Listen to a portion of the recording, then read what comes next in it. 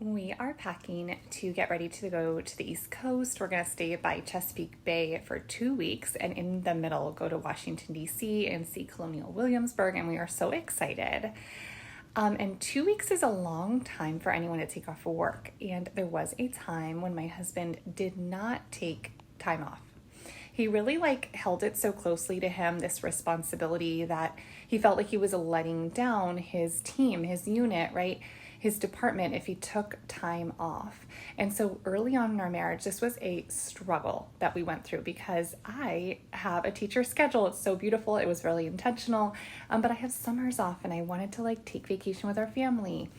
We both really enjoy adventures together and going camping and hiking and spending time outdoors with our kids. And so how did we get here where he will now take 2 weeks off, whereas before he'd only take maybe a day off?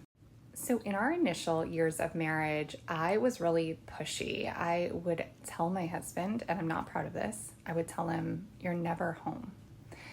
That all it did was push him away and make him defensive, right? And I didn't yet know or have strategies or techniques to bring him closer to me and to get him to hear me, right? And I wasn't able to calm myself down and get myself out of my resentful funk in order to even get there, because that's step number one.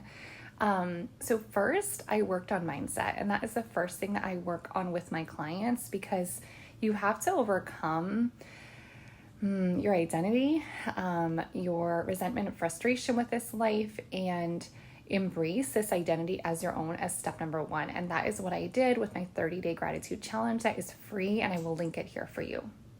The next thing that I did was start to talk to my husband in a very different way that accommodated his unique needs.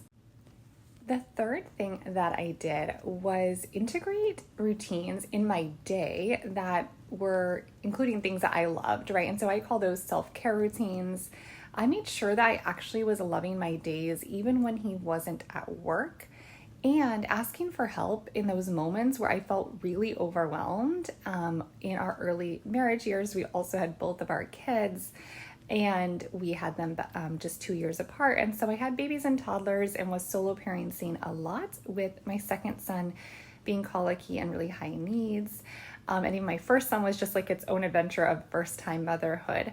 And so in our first year, we tried not to have daycare, and that was crazy because I'm also a working mom. So after getting daycare, it was I could breathe better. And once I integrated things that I loved in my day, when I was greeting my husband, I was happy to greet him. I wasn't frustrated and resentful.